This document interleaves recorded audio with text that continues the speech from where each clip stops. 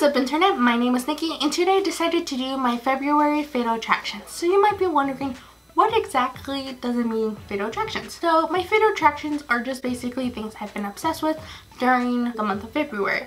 And so I know you might be wondering, why don't I just call it my favorites? But then I read this comment on my last favorites video and the person was talking about like they wish they could do a favorites video, but the truth is she didn't know how to do one because every favorites video would have like probably the same things over and over just because she kind of has the same favorites every single time. And I told this to my sister and I'm like, yeah, she's kind of right, because I kind of would have the same things over and over if they were truly my favorites.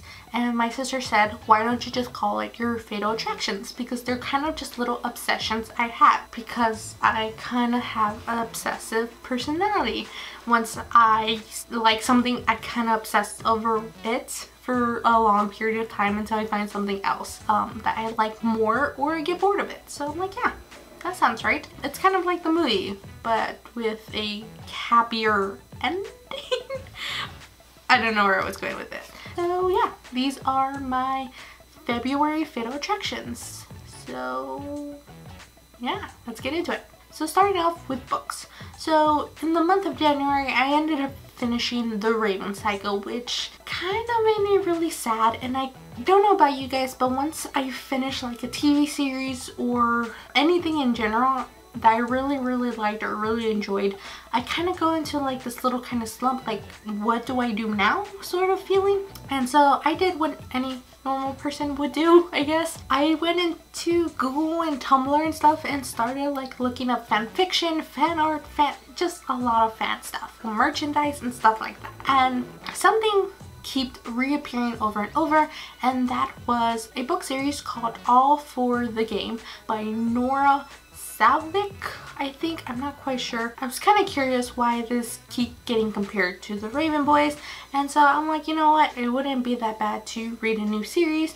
And so I did. I started reading All for the Game. I started off reading a sampler of the Foxhole Court, and that first, like, I think it was like the first 10 pages sample that I got, I was instantly hooked. I wanted to know who these characters were, and yeah, I just kind of fell in love with it. The story revolves around Neil Johnson, who is running away from his past. And not like a figurative, like literally he's running away, he's hiding, he's trying to not being seen, trying not to do anything that will get attention to himself. But that doesn't actually end up working, because he ends up getting recruited to play a sport in this college. They kind of want him to play because he's somewhat good and he meets the criteria of what this college kind of recruits. And it just goes from there, from his path catching up to his new life. And it was just really good. I've never read anything like it before.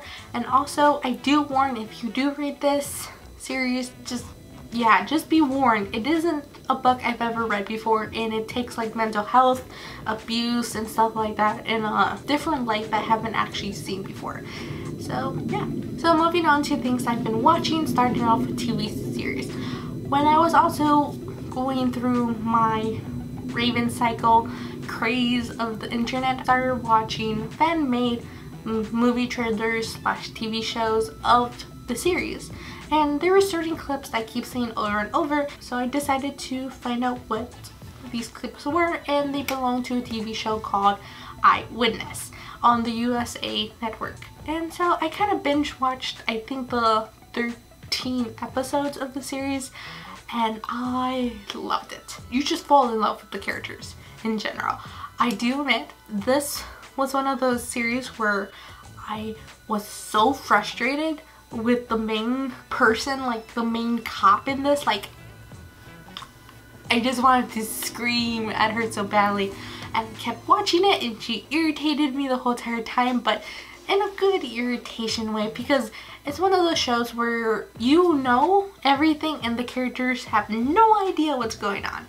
So the story kind of revolves around, obviously, two eyewitnesses who witness a murder, and all we actually know is the witnesses and the killer, but you don't know anything else besides that, and the episodes kind of unfold what happened that night. So it was really good. The thing that kind of caught me off guard was the guy in the show. At first, when I first saw his face, I'm like, he kind of looks like Phil from the future. And what blew my mind more was the character's name was actually Philip, and I was like, what's going on? So yeah. Since it's February, a lot of shows have been returning after their winter breaks, and some shows that I have been happy came back are The Magician. If you have not seen The Magicians, I would ask, why haven't you seen it? You can watch it online on the Sci-Fi Channel, and season 1 is on Netflix.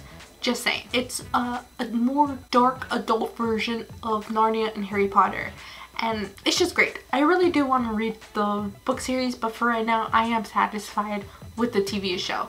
I have never seen anything like this before, especially how it goes with dealing with magic and stuff like you kind of grow up with, because I kind of feel like this is what it would have been if you were kind of an adult going into Narnia or going into the Harry Potter world or something, and I find it a little realistic, but then again it is kind of dark for what it is, so take it as you will. Other shows I've been watching is also the return of Grey's Anatomy, which is just, I don't want to say it's a guilty pleasure. I've been watching it since it first aired in 2005, and I used to like wait up at night to watch it so my mom wouldn't know I was watching the show because it was so scandalous back in the day, but I kind of still like it. And then also, of course, The Walking Dead has returned, and I'm so excited because when I saw the poster for Rise Up, I'm like, finally, Rick is back.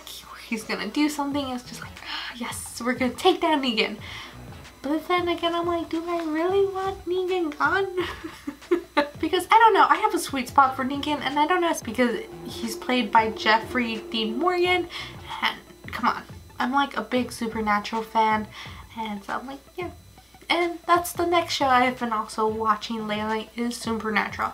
Supernatural has kind of been a little iffy for the past 2 seasons because I'm like I loved some of the episodes, and then I'm like, I don't really like that episode, so it's kind of like, But the last episode that came out, I think it's called Stuck in the Middle with You. I think that's what the episode was called, but anyways, I love that episode a lot. It's now like one of my top 5 episodes that I love so far, and that's due to the fact that it kind of looks like it was directed by Quentin Tarantino. It was great. I love that episode. And if you're wondering what my #1 Supernatural episode is, it has to be the first episode we meet Castiel, where he brings back Dean from the dead. So I'm like,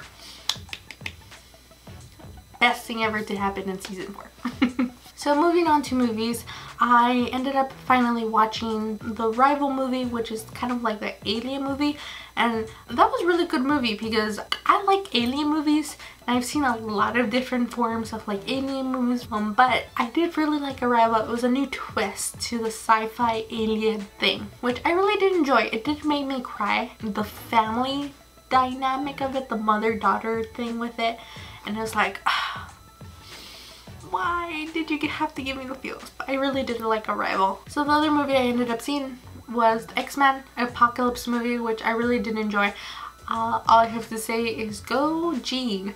I really did like the little surprise we got. I don't know if it's really a spoiler, so I'm not gonna say anything, but yeah. I watched this because I kind of wanted to get myself prepared for the next X-Men movie, Logan.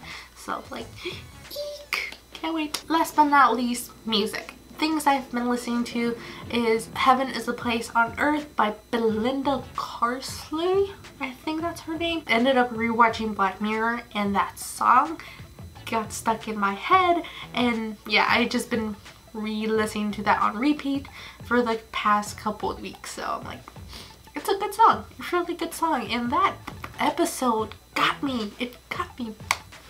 It got me big. Last but not least, the last thing I've been listening to has to be All Time Low's new single, Dirty Laundry. They dropped it this month, and I was like, yes, I am a big fangirl. I love All Time Low just as much as I love my Supernatural. I have been with them since 2005, and it's still going strong. It's still going strong.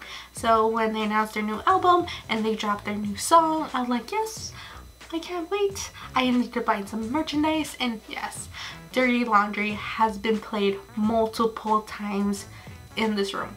So much. I cannot wait to hear the rest of the album because I like Stranger Things, and it influenced All Time Low can't be that bad, right? I can't wait. I just can't wait. So yeah, if you're curious about anything that I talked about, they will probably be in the description below. So if you were obsessed with anything in the month of February, tell me what was your fatal attractions last month. So yeah, if you like this video, please give it a thumbs up. If you want to see more, please subscribe. If not, that's cool. I try to either upload Monday, Wednesdays, or Fridays. So yeah, I'll catch you later. Oh.